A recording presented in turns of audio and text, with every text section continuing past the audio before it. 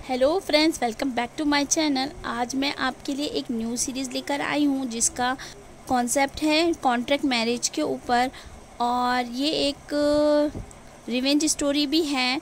तो स्टार्ट करते हैं। और हाँ, स्टार्ट करने से पहले मेरे चैनल को सब्सक्राइब ज़रूर कर लीजिएगा।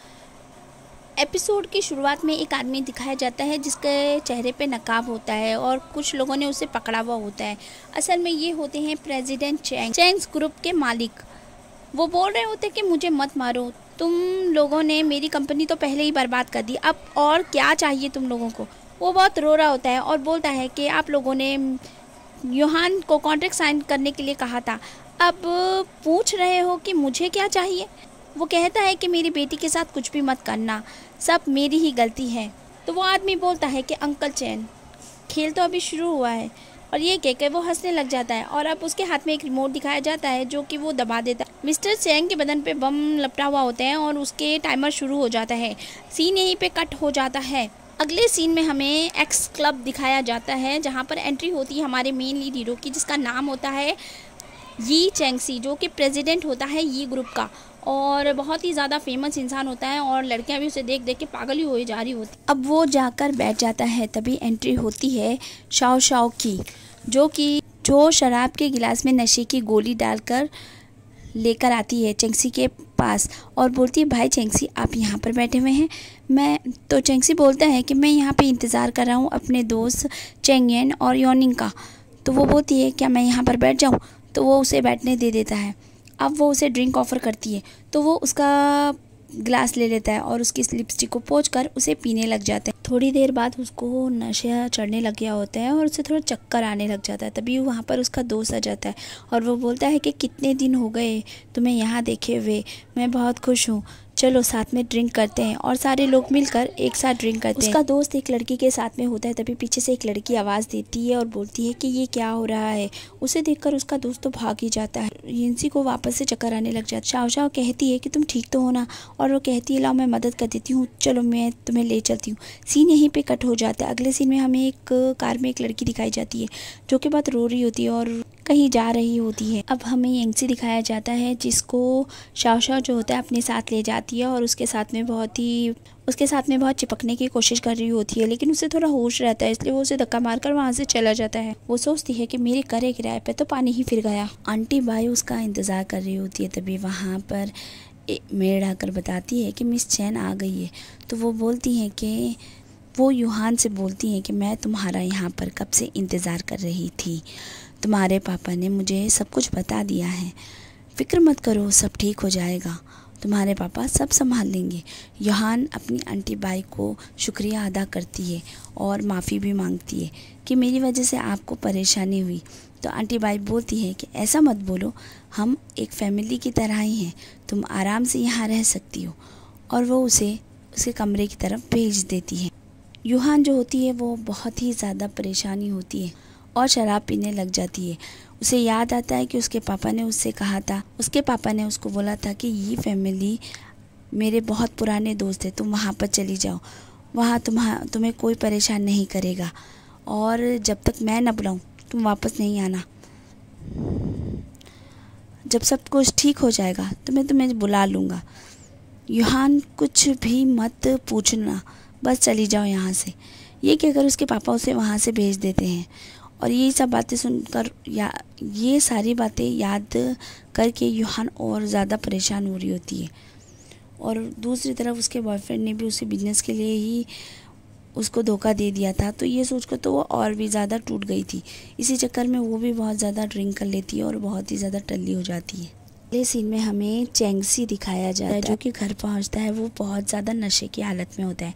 वो जैसे ही जा रहा होता है तो रास्ते में उसे यूहान मिल जाती है और वो दोनों एक दूसरे को देखने लग जाते हैं। यूहान उसे अपना बॉयफ्रेंड समझ लेती है।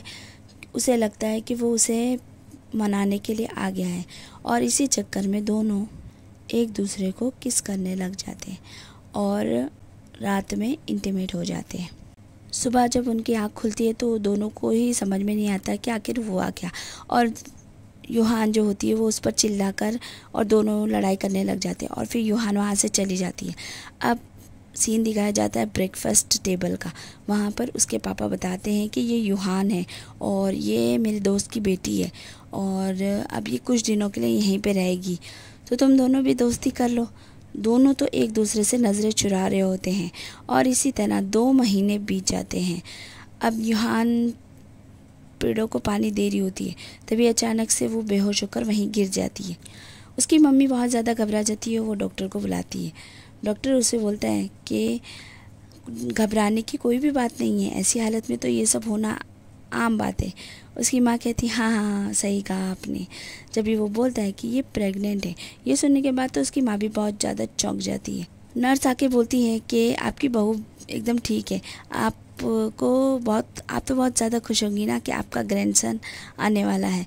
ये सुनकर तो वो और भी ज़्यादा चौंक जाती है। फिर वो दोनों डॉक्टर को अच्छी तरह से विदा कर देती है।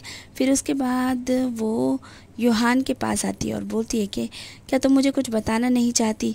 तो वो कहती है क्या बताऊँ, वो तो खुद बेचारी शौक में होती है। तो वो बोलती है कि अगर तुम कुछ बताना चाहती तो बता दो बेटा, तुम्हारी ज़िंदगी का सवाल है, आखिर इस बच्चे के पापा कौन है? वो घड़ी घड़ी उसको यही सब पूछ रही होती है। तभी वहाँ सामने चैंगसी आ जाते हैं और उसे देखकर यूहान उसी की तरफ इशारा करके बोलती है कि यही है। आगे उसके मम्मी पापा को पूरी बात पता चल जाती है, तो वो लोग बोलते हैं कि हमें यूहान वैसे भी बहुत पसंद है, तो तुम दोनों शादी क्यों नहीं कर लेते? इस तरह घर की बात घर में ही रह जाएगी। चैंगसी बोलता है कि मुझे ये शादी नहीं करनी है, तो उसके पापा उसको बहुत चिल्लाते हैं कि तुम्हें ये शादी करनी ही पड़ेगी, समझ गए ना? ये कहकर वो वहाँ से चले जाते हैं। चैंगसी जो होता है यूहान को बिल्कुल पसंद नहीं करता है, इसलिए वो उसके तरफ ऐसे ही रूखी रूखी नज़रों से देख रहा होता है। उसकी माँ कहती है चलो अब शादी की तैयारी कर लेनी चाहिए। ये सुनकर तो दोनों और भी ज़्यादा चौंक जाते हैं। चैंगसी जो होता है वो बहुत ज़्यादा परेशान होता है और अपने दोस्त को वो सारी बातें बता देता है। तो उसका दोस्त कहता है कि मुझे लगता है कि तुम्हें शादी कर लेनी चाहिए। तो वो कहता है ये क्या बोल रहे हो? तो बोलता है देखो मेरे पास एक रास्ता है। वो उसके कान में कुछ बोलता है और सीन यहीं पे कट हो जाता है। अगले सीन में दिखाते हैं कि यूहान चैंगसी के कमरे में खड़ी होती है। चैंगसी जब कमरे में आता है तो यूहान को बाहर जाने के लिए बोलता है। तो वो बोलती है कि मैं भी यहाँ रहना नहीं चाहती, लेकिन तुम्हारी माँ ने ऐसा करने के लिए कहा। चैंगसी बोलता है कि मेरे साथ ट्रिक करने की कोशिश मत करना। वो बैठने लगती है बेड पर, लेकिन वो उसको रोक देता है। वो उसके करीब जाने लगता है तो यूहान बोलती है कि तुम क्या कर रहे हो, लेकिन वो उसको साइड में हटा देता है और अपना बेड सही करने लगता है और कहता है मेरे बेड से हटो, समझी?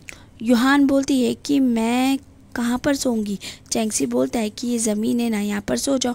यूहान बेड पर बैठ जाती है और बोलती है कि मैं तो यहीं सोऊंगी। चैंगसी बोलता है कि मुझे बिल्कुल पसंद नहीं है कि कोई मेरी चीज़ों को हाथ लगाए। दोनों चादर को लेकर खींचातानी करने लग जाते हैं और चैंगसी जो होता है वो नीचे गिर जाता है। तो यूहान मौका देखकर बेड पर बैठ जाती है और बोलती है कि मेरे अंदर तुम्हारे ख़ानदान का वारिस है, अगर मुझे कुछ हो गया तो तुम अपने पापा को अपना फेस कैसे दिखाओगे? ये सुनने के बाद चैंगसी चुप बैठ जाता है और उसे कुछ भी नहीं बोलता है और बेचारे को ज़मीन पर ही सोना पड़ जाता है। अगले दिन सुबह उसका दोस्त आ जाता है और वो लोग कॉन्ट्रैक्ट के बारे में बात करते हैं। अभी के लिए इतना ही फ्रेंड्स। अगर आपको मेरा वीडियो पसंद आया है तो लाइक कर दीजिएगा और मेरे चैनल को सब्सक्राइब कर लीजिएगा। इसका नेक्स्ट एपिसोड देखना बिल्कुल भी मत भूलिएगा। Bye bye.